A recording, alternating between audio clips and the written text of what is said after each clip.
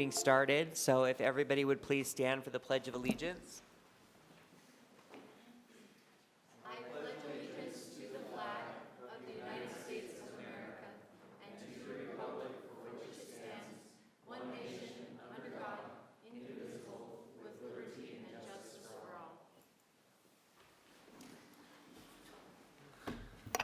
All right, we'd like to welcome each of you to our formal meeting tonight. We appreciate that you have taken time out of your schedule to attend, participate, and see your local government at work. I'd like to highlight that we have business tonight as the local building authority, the redevelopment agency, and as the city council. I want to make that distinction for the public's understanding and to ensure that we have a clear record. So as you know, when we're elected to serve on the Salt Lake City Council, we don't just serve as your council members, we also serve as the Redevelopment Agency Board of Directors, and we serve as the Local Building Authorities Board of Directors. If you have any questions when we speak, feel free to ask a council member, if you have a question when to speak, feel free to ask a staff member. Don't come up and ask me.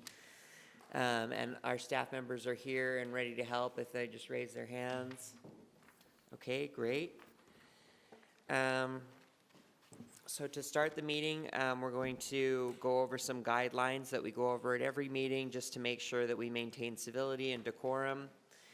Please be respectful to other people's comments. Avoid jeering or cheering because it could cause someone to feel intimidated. Please also take care of this historic meeting room by not standing on furniture or leaning against the decorative paintings. This is the only room in the city and county building that's still used for the original purpose, which is lawmaking. If you have a sign, prop, or other piece of equipment, video equipment, or signs, please make sure that it does not cause disruption or block other people's views. Signs that are wider than your chair will need to be displayed in the hallway. Also, items like sticks and dowels are not allowed. Please do not approach the dais. If you have something that you want to pass out to the council, a staff member can assist you. Our staff is here to help you. If you need any assistance or have any questions, please raise your hand and they will come and assist you. We also recognize that 2 minutes of comment may not be long enough to get all of your thoughts outlined in one speech. So please visit our website, slccouncil.com, or refer to the contact information sheets by the speaker cards for information about other ways to share your comments with the council via email, phone, or mail. Okay, we're going to move on to item A4. So we will adjourn as the local building authority to approve the minutes of our Tuesday, April 23rd, 2019 and Tuesday, May 7th, 2019 meeting. So moved. Oh, I was going to adjourn us. We're adjourned. Or I mean, We just need to approve it, right? I mean, not adjourned. I mean, like we're in. We're in session We're as the in local sesh. building authority. It's happening. Yes. Now's the chance. Go. Mr. Chair, I motion that we approve the meeting minutes. Second. All right. I have a motion by Board Member Rogers. Yes, Board Member Rogers, and the second by Board Member Fowler. You know what? I have the mallet, okay? I have the mallet this month. All those in favor? Aye. All opposed? All right, seeing none, then that passes. Okay, we are at the item for public hearing portion of our local building authority agenda, which is item B1. That is regarding the budget for capital projects fund of the local building authority for fiscal year 2019-2020. The board will accept public comment and consider approving a resolution adopting the final budget for the capital projects fund of the local building authority of Salt Lake City for the fiscal year 2019-2020. Do I have any comment cards on this? No. Okay, great. Is there anyone in the audience who wishes to speak to this item? Okay, then I will look for a motion. Mr. Chair? You do it. You, No, okay. I've been talking too much. No, so have I, but I'll keep going. Mr. Chair, I would make a motion to close the hearing and refer this to a public hearing on June 4th. Second. Yes. Okay, I have a motion that has been made by Board Member Fowler and seconded by Board Member Luke. All of those in favor, please say aye. Aye. Any opposed, say nay. All right, and that passes as well. Now we will move on to, we have no other business tonight as the local building authority, so this local building authority meeting will be adjourned. That's right, you hear that gavel. Okay, so we will move on. And now we are convened as the Redevelopment Agency Board. As the RDA, we have one public hearing. That will be budget for the Redevelopment Agency of Salt Lake City for fiscal year 2019-2020. A resolution adopting the final budget for the Redevelopment Agency for the upcoming fiscal year. I have one comment card. So George Chapman, if you'll please come forward.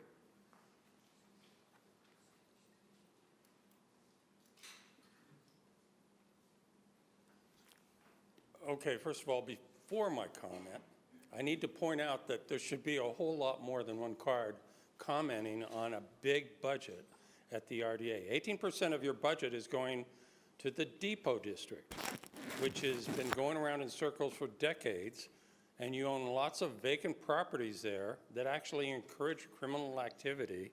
So I'm concerned that you need to have more public engagement somehow to encourage the public to comment on RDA matters. I mean, come on. Me? That's it? Okay, I didn't see anything in the budget for RDA and for Salt Lake City on Georgia Apartments, and I thought Salt Lake City had a chance to buy them, and I encourage you to put that in the budget, please, just in case, so you don't run around like chickens with your heads and not know what to do when you get a chance to buy it. Please put it in the budget.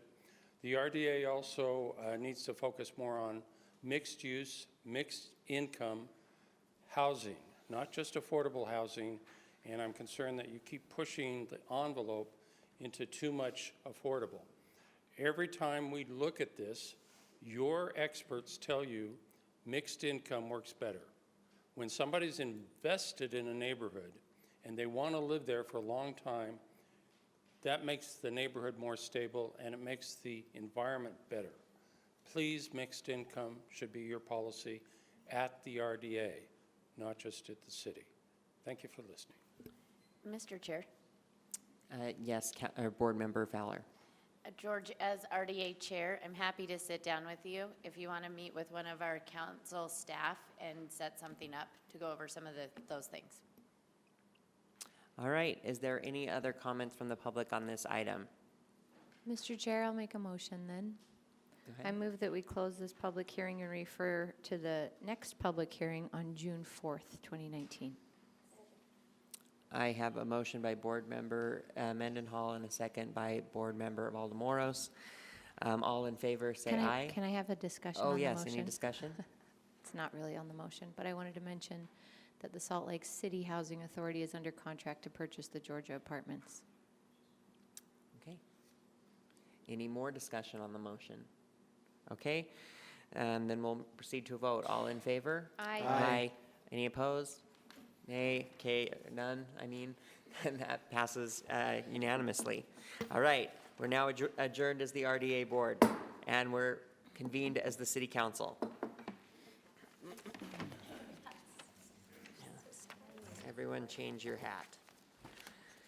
Okay, we're now convened as the Salt Lake City Council. Our first council business is item A2, which is that the council will approve the work session meeting minutes of Tuesday, April 2nd and Tuesday, April 23rd, as well as the formal meeting minutes of Tuesday, May 7th, 2019. Second. All right, I have a motion by Councilmember Luke and a second by Councilmember Rogers, yes. Is there any discussion of the motion? I almost said, I should have said Johnston. I said I was going to say Janderston. Okay, It's pretty close. all in favor? Aye. Any opposed? All right, that passes. We'll move on to Item B1, which is our public hearing, and that is on an ordinance vacating an unnamed city-owned alley running north and south from Kensington to Byron Avenues and situated between 13th East and 14th East Streets. I don't have any cards on this issue. Is there anyone here who would like to speak to this issue? Seeing none, then I'll look for a motion. Mr. Chair, Yes. I move that the council close the public hearing and defer action to a future council meeting. Second. All right, I have a motion by Councilmember Fowler and a second by Councilmember Rogers. All in favor? Aye. Oh, you do want to speak to the motion? Yes, I would. I'd Go ahead. actually like to amend my motion, Mr. Chair. Okay.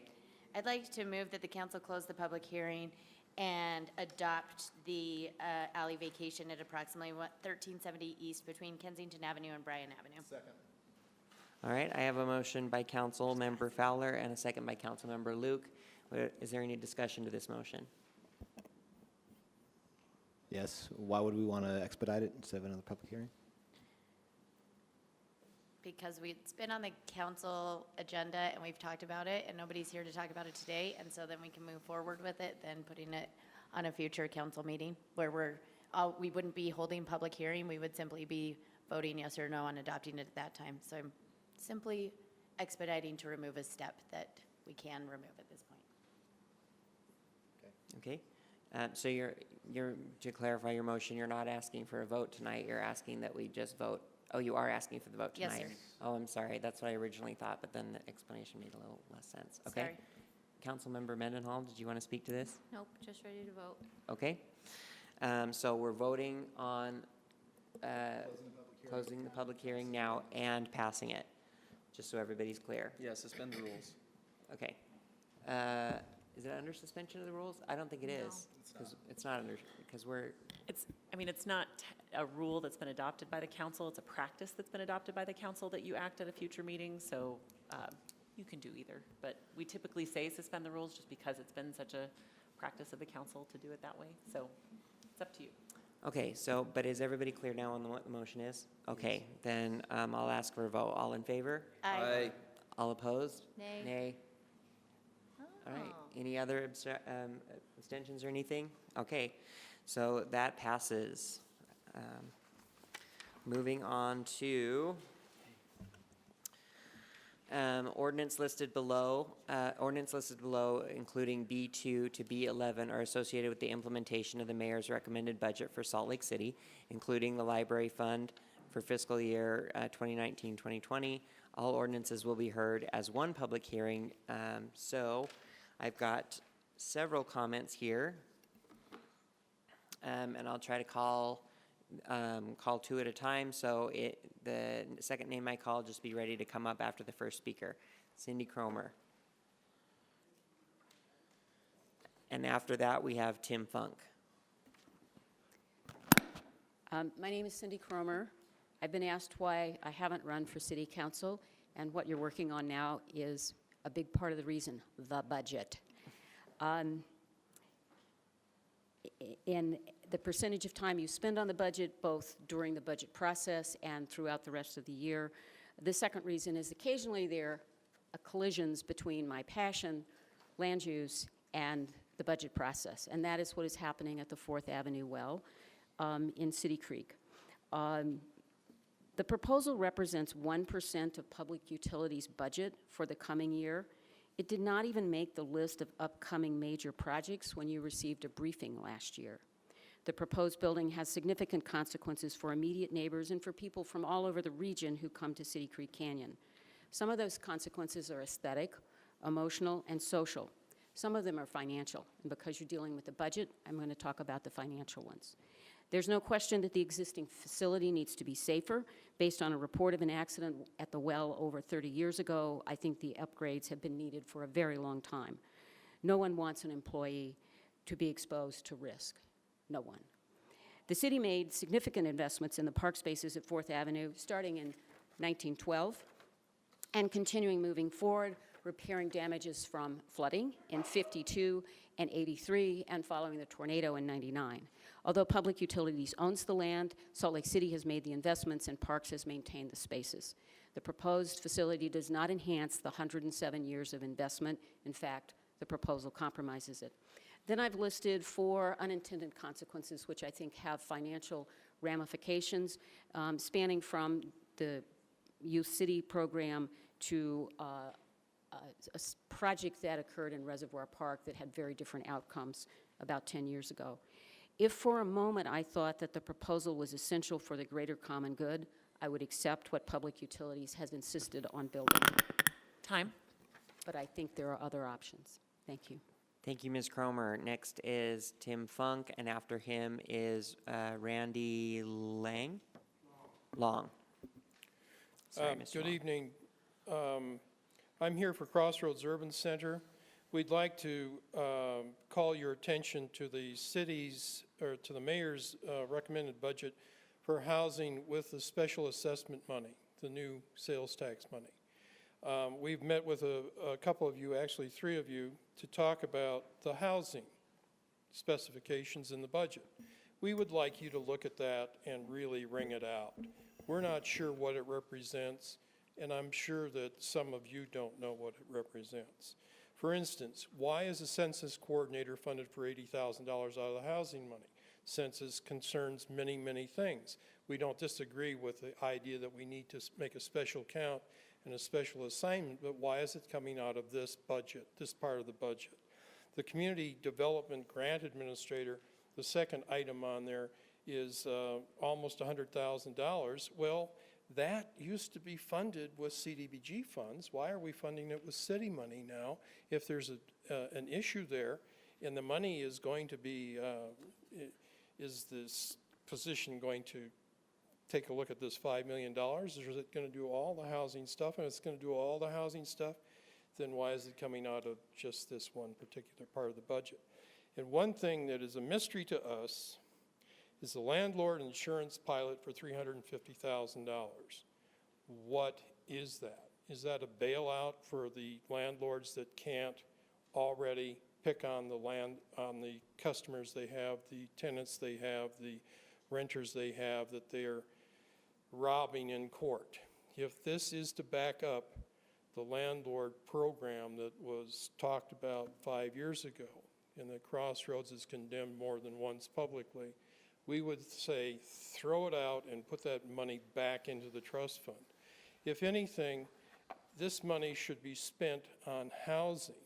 The Community Land Trust and the Housing Trust Fund, we think, are Time. really strong items in this list, and that's where you should look first. Thank you very much. Thank you, Mr. Funk. Mr. Long. And then after him, Bernie Hart. Yes, my name is Randy Long. I live at 8610 Kings Hill Drive in Cottonwood Heights. But I'd like to speak on the issue of adding Mill Creek Canyon to the watershed. That needs done bad. We need to get those dogs out of there. Those dogs, those horses out of there. They can go to the Uintas. They can go to American Fork Canyon. They can go out west. They don't need to be in here in the Wasatch. And also, it makes no sense to get water from Pine View, Bear River, Deer Creek, and Strawberry when we can get it right there in Mill Creek, and we're not doing it. That would be far cheaper anyway. Thank you. Thank you, Mr. Long. Bernie Hart. And after him, is it Jim Webster or Tim Webster? Jim, okay. Thank you for all your work on this. The name is Bernie Hart. I'm being coached by 4 or 5 people to learn how to be kinder and nicer and talk and start polite conversations about the items that concern me.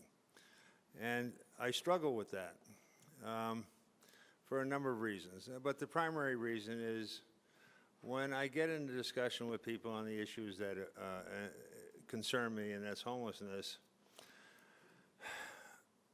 and I ask people to have a database, reasonable conversation about the situation as it actually exists in Salt Lake City, I'm talking to public officials that don't have any data to support any of their positions.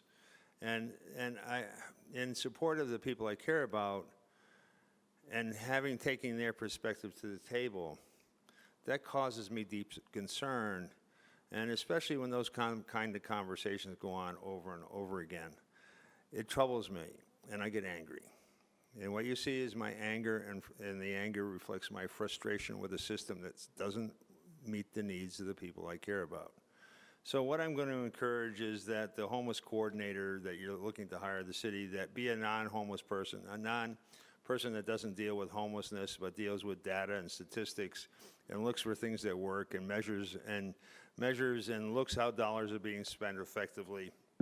Because with the limited fundings we have available to us for this issue, we need to find programs that work, not the programs we say they work, but programs that we have data to support that they actually work. And that also goes, you have a $500,000 item on VOA outreach. I would suggest that that be attached to the new effort by the Homeless Oversight Committee that's going to be collecting data on the homeless effort in Salt Lake City to see if people stay out of homelessness or they don't.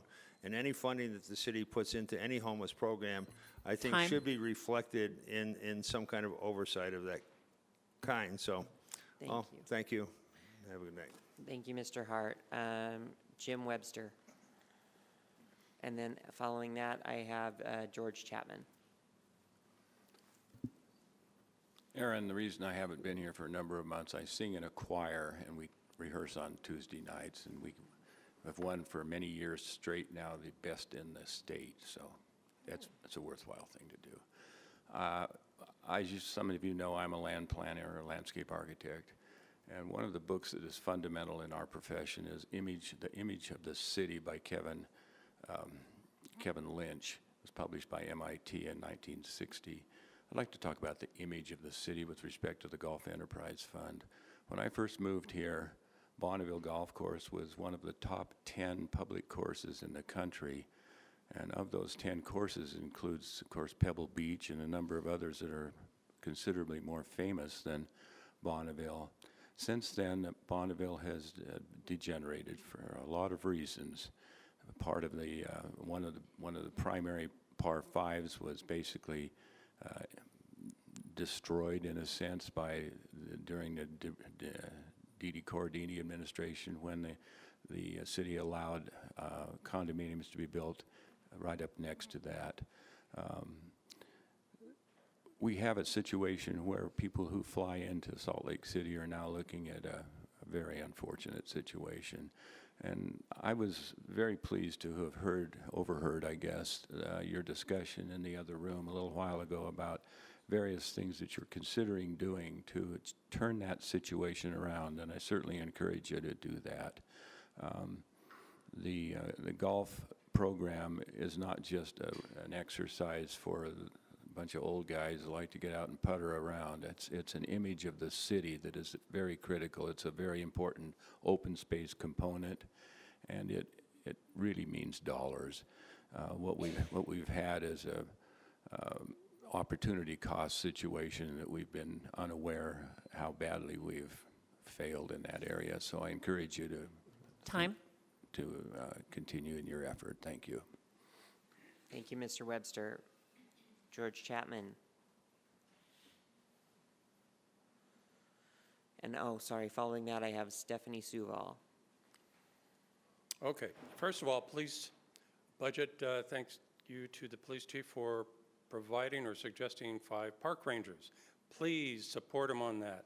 I know you had to move on and because of some dissension, but park rangers have been asked for by every community council that I've attended in the last 5 years. Every community council wants park rangers. 67 parks, we need park rangers. Please support it. Also enthused about the body cams, the new body cams that activate when you pull the gun out of the holster. Great idea. And also want to point out, though, you're going to hire 27 cops in the next year. They'll be online in 10 months. In that time, you're going to lose 30 cops, minimum. So you hired 80 cops in the last year. You lost about 80 cops in the last year. And you promised us more cops with the sales tax increase. Where are the cops? Obviously, there's something wrong with the public safety budget and the salary for cops. If Salt Lake County is providing or suggesting a 16% pay raise for cops, Why are we doing less? It doesn't make sense. We're going to lose a lot more. There's a lot more competition for cops in this valley right now. You're going to have to increase the salaries for starting cops. Please consider that. Fee waivers, you stopped the discussion back in November, I believe. You need to encourage that and increase fee waivers, because we're not just down 7,500 affordable units like we were 5 years ago. We're down about 15,000 now.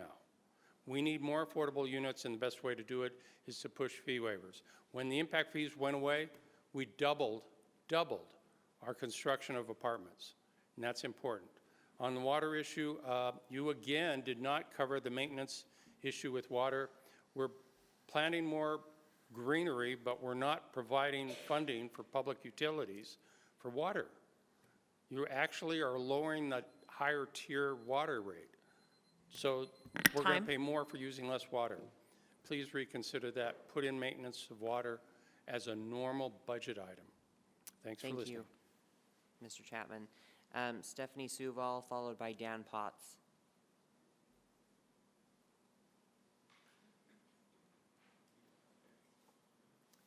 First of all, thank you for giving me this opportunity to speak. It touches me so deeply that I'll probably start crying, but it's regarding the 4th Avenue well and the proposal to make it above the ground, above surface well. I've been told that it's going to be a water treatment facility with chlorine. I've lived by one. It's awful. The stench that pervades the whole atmosphere, the buzzing that doesn't stop. I've learned that this will be active from the months of April through October. Our favorite months to be outside. City Creek Park is beautiful and historical, and if we hear buzzing and smell that chlorine awful stench, it is not pleasant at all. It stresses you out. You're not enjoying nature. As I said, I've lived in a village, a historical village that had one of these facilities. I was stressed just being outside, and instead of enjoying nature and the birds and the sound of water, it was in a mountain village in Greece. It does matter. It was historical, whitewashed buildings. You enter the village and there's this big, incompatible eyesore that emits fumes into the atmosphere. And those fumes are that stench, and that's that chlorine and that buzzing. So anyway, please find a different solution. I've read that we can keep the well submerged. It won't buzz, that the well needs to be upgraded. Definitely safety is huge, very important.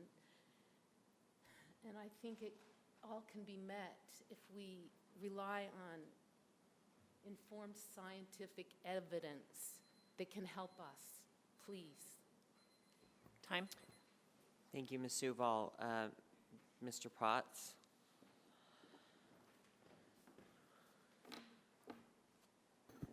Yeah, I know a few of you anyway.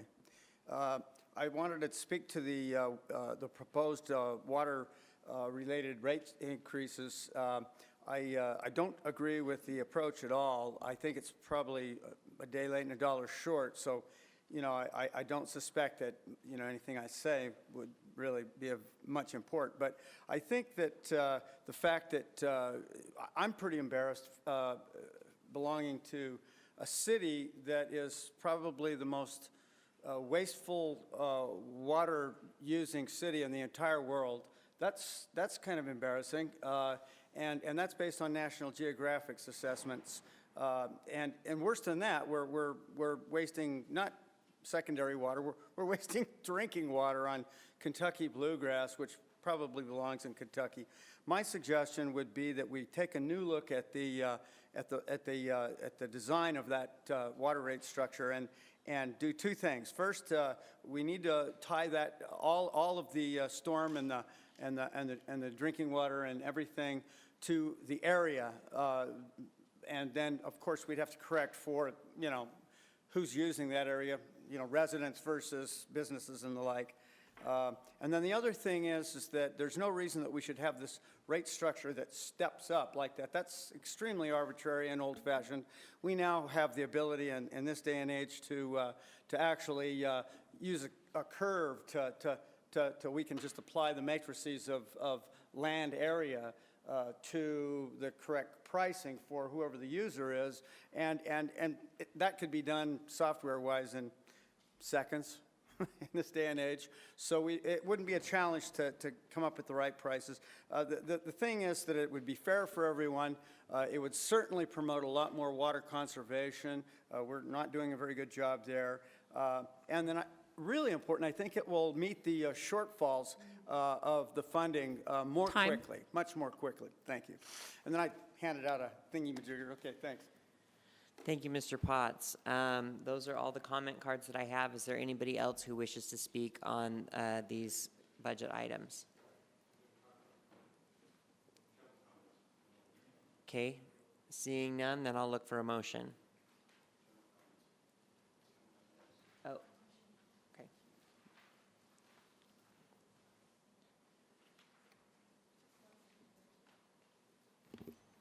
Mr. Chair, Yes. I think I'm motioning to close the public hearing and refer these items to a public hearing. Okay, that we have a motion by Councilmember Fowler, a second by Councilmember Rogers. Just, Mr. Chairman, just before you Yes. vote on that, I guess the question, and I don't know what your past practice has been, but if you close the public hearing, I'm assuming that has to be renoticed to have another hearing. Is that what you intend to do? Yes, Rather than continuing the public hearing? Right. This is a little unusual. Sorry, we haven't had a chance to confer. We've noticed essentially for 2 public hearings. And so we're closing this one. That way, if a member of the public, if something changes in the next 2 weeks and a member of the public wants to speak, it preserves the opportunity to speak at June 4th hearing. So. Thank you. Thank you. So does anyone have any questions about the motion that was made and seconded? Seeing none, then we'll proceed to a vote. All in favor? Aye. Aye. All opposed? Nay. Seeing none, then we will move on to Section C, potential action items, under which we have no new business. We'll move to Section D, questions to the mayor from the City Council. Are there any questions that any council members wish to add to our sort of ongoing list of city council reminders / inquiries? I think an updated copy was just passed out. Councilmember Mendenhall. Thanks for being here, David. You're welcome. Is there a better way for us to get feedback on these questions that we've been generating?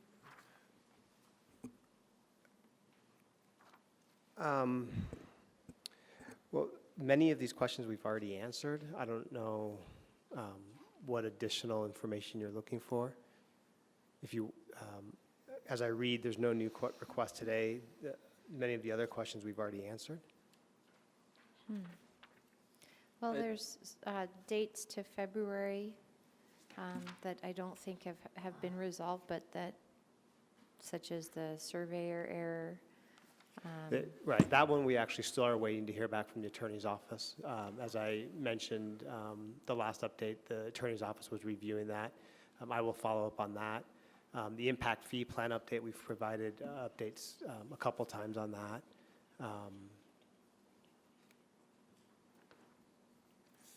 So how about the PMAA range?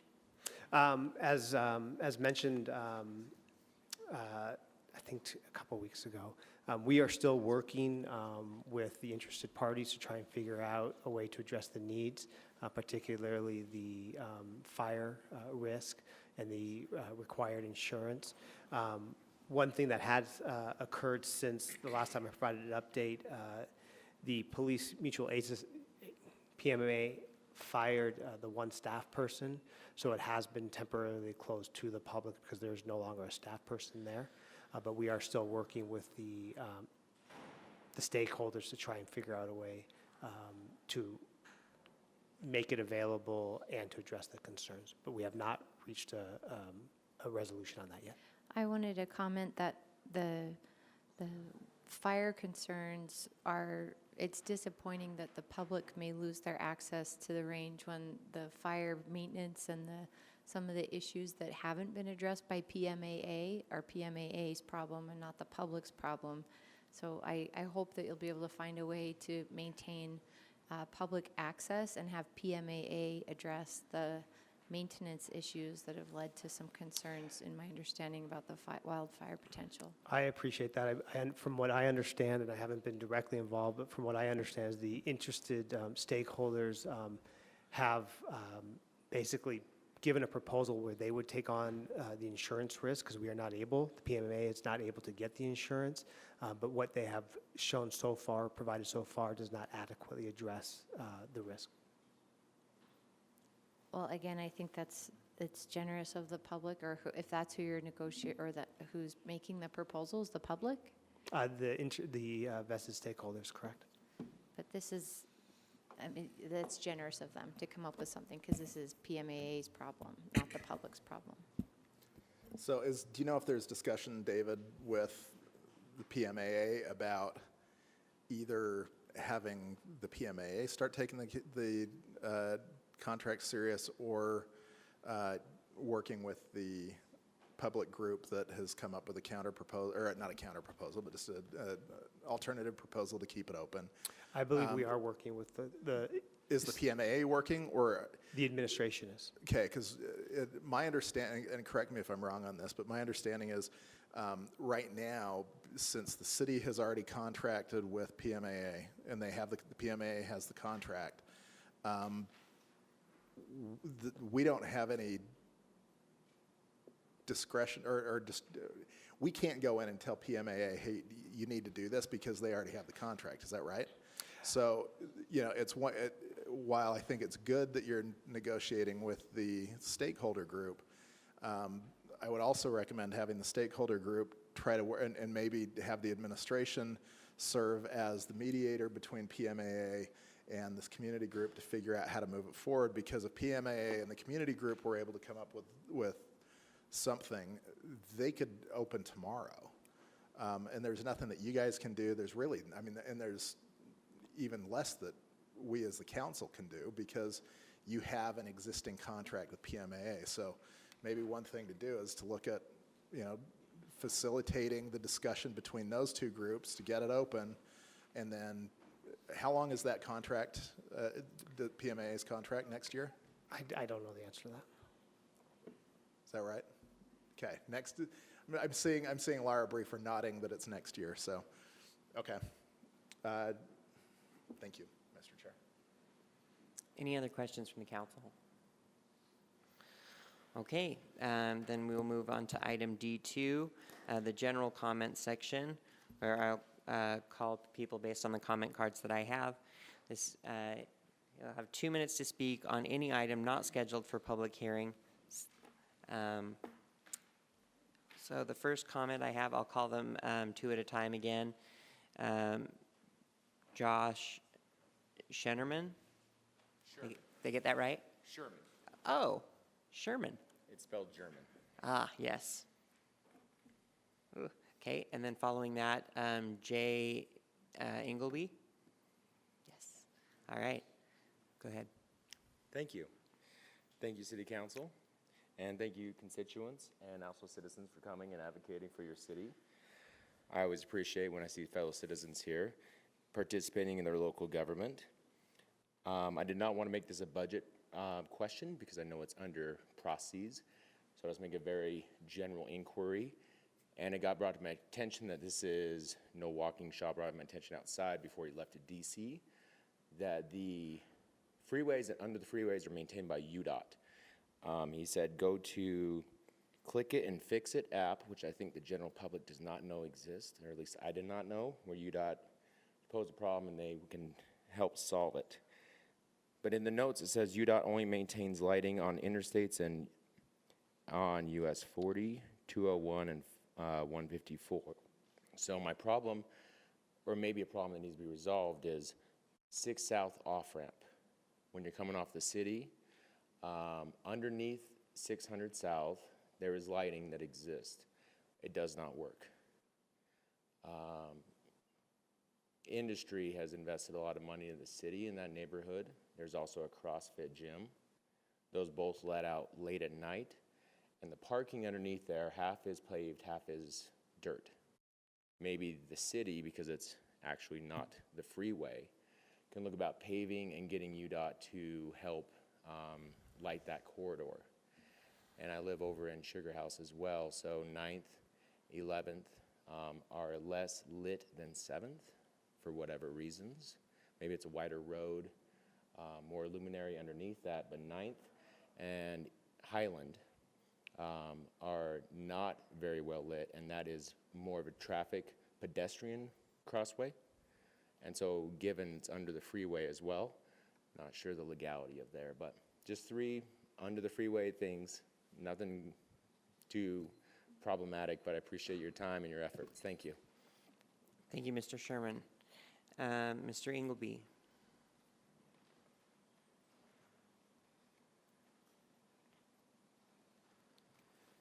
Hello, I'm Jay Ingleby. I'm from the Glendale Community Council area.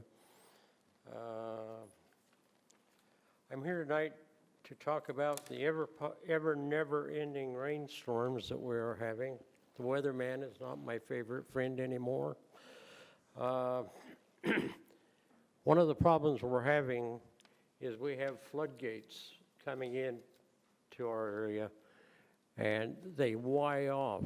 One goes down the Jordan River, one goes down the Serps Canal. I was by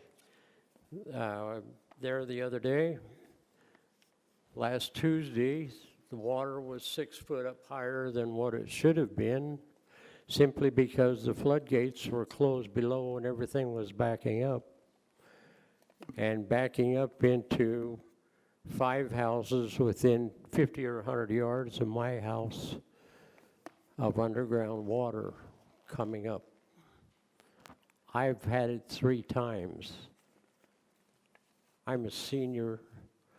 I'm getting a little tired of hauling buckets of water out of my basement.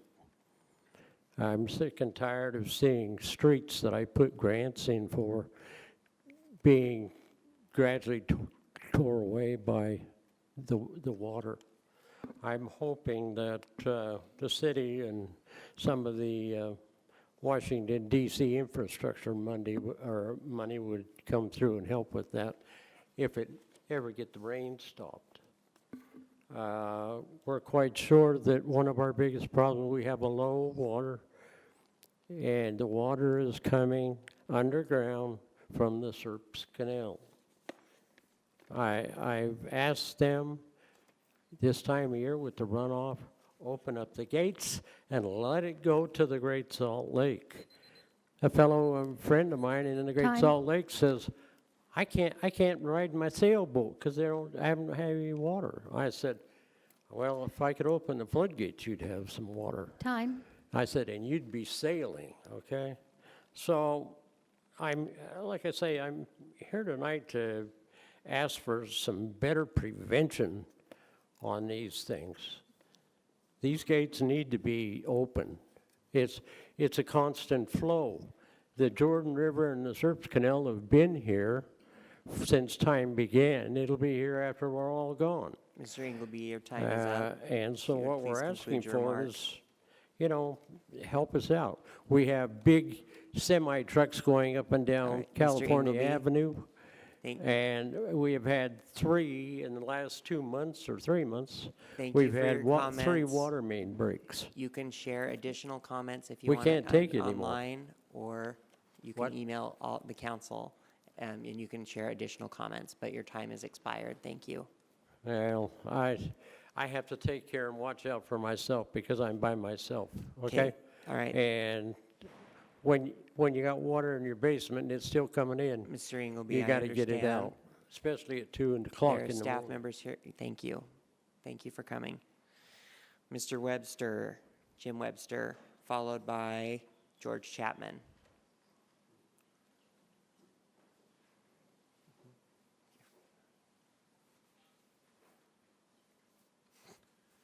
I just wanted to kind of reiterate what Danny said. It's important, I think, that we have some realistic numbers associated with and expectations, I guess, with respect to water usage, and maybe get away a little bit from the arbitrariness of where we are.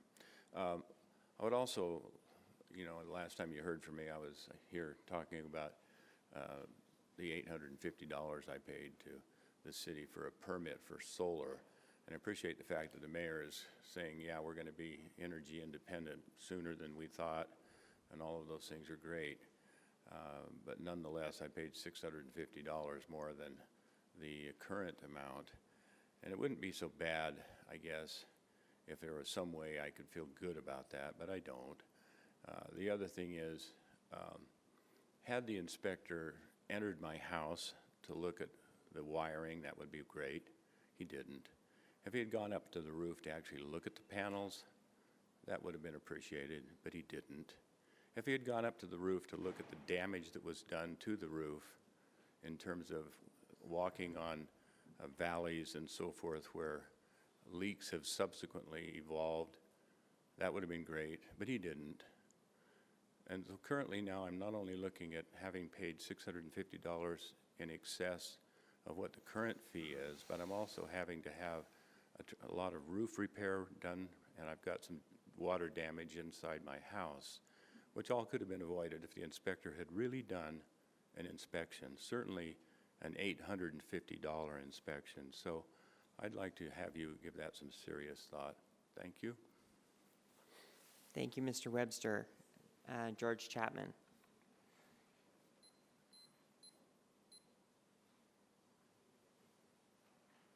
Oh, and followed by, after George, we have Stephanie Suval. Let's talk about parking. Every time we talk about parking, there's a big brouhaha. Remember, Charlie? Same thing's happening in 9th and 9th. It's getting really serious. The city actually did a pretty good job of public outreach, except it didn't work out. Because when push came to shove, they started with a loss of 7 parking spaces, and we ended up with 38 about a month ago. And that was a big surprise to everybody. Now the city took it down to 20. Still some issues, but now we've gotten the bicycle community against the business community. What I'm trying to tell you is there's a big issue with parking, and I hope you don't decrease the parking standards. We still need to release the downtown Sugar House parking study. It's been going around under the table, in secret, locked in a big safe for 4 years now. So I don't understand why we don't just release it. We paid for it. But my main issue is this city needs to step up and use the Economic Development Department, Business Retention Group, to help the businesses on 9th South that are about to all go bankrupt. These are small businesses. But when you start stopping traffic during this construction on 9th and 9th, that what we wanted, but when you're stopping all traffic, it destroys businesses. And the Economic Development Group should step up and do something about that. Nope, nothing's been done so far. We keep asking for it, nothing from the administration, nothing from the council. Please help this community. I also want to reiterate what Jim Webster said. The city decreased significantly the solar panel fees. Thank you very much. But maybe out of goodwill, you might consider giving a little bit of a credit to those who installed solar panels within the last year before that. Thank you, Mr. Chapman. Going from 800 to a lot less is a big deal. Thank you very much. Stephanie Suval.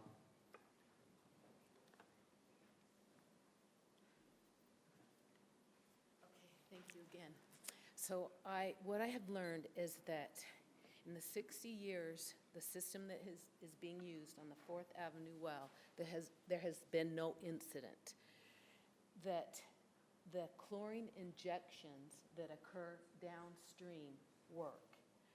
So being that it is called a well house, I'm told that it is a chlorine dispensation facility. There is a little bit of confusion. And I've recently been told that, and this is, that they're gonna inject chlorine into the well. And then I was told, no, into the distribution pipes. But the well, the water is pure at its source. We do not need to contaminate that water. And let me continue about nature and the beauty of that park. And the reason why people go there is for peace and nature and the sound of the water, not a buzzing sound, and not to smell that stench. I reiterate, I've lived with it, and it is so hard on your nervous system. You get so stressed to go outside, and you get angry at this. And once this is built, if it is what I've been told it is, it's pollution. It's degradation of a historical community. It is not compatible. This is a historical park neighborhood, and the long-term residents have worked so hard to make it, as they say, the gem that it is. And if you build this installation, you're going to be cutting down also historic trees. And that's another matter that I will address later. Thank you again. I don't know what else to say. Let's find another solution, please. Let's spend the money wisely and keep. Time. Thanks. Thank you, Ms. Huval. I have another card from Burning Heart.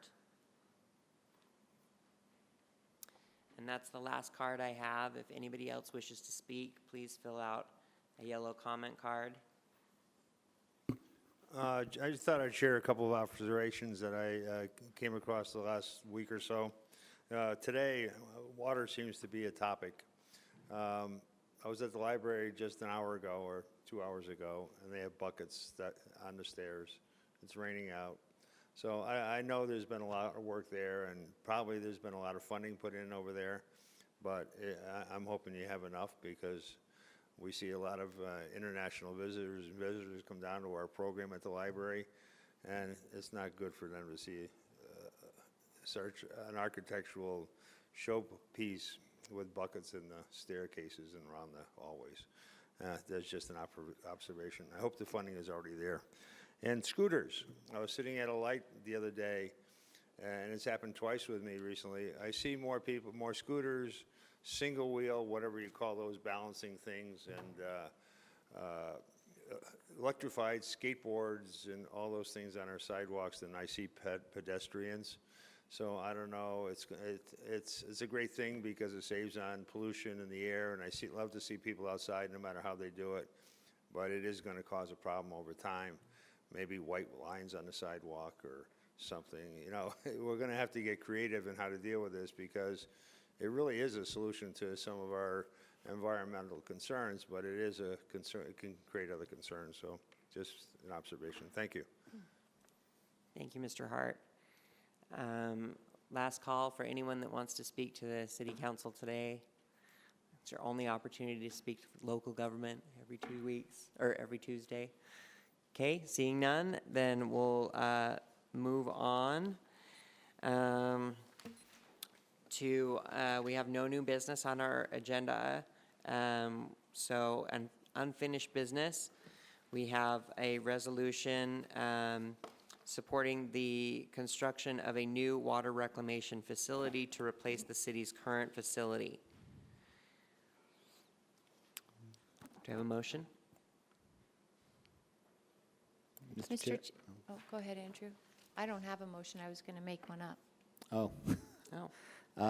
Mr. Chair, I move the council adopt a resolution supporting the reconstruction of the Salt Lake City water reclamation facility. All right. Second. All right, I have a motion from Councilmember Johnston and a second from Councilmember Rogers. Any discussion on this item? Seeing none, we'll proceed to a vote. All in favor? Aye. Aye. All opposed? All right, that passes unanimously. We are at the consent portion of our agenda. I will look for a motion to approve. I have a motion from Councilmember Luke and a second from Councilmember Rogers to approve the consent agenda. All in favor? Aye. All opposed? All right, seeing none, then that passes. This concludes our formal city council meeting. Thank you so much for your attendance. This meeting is adjourned.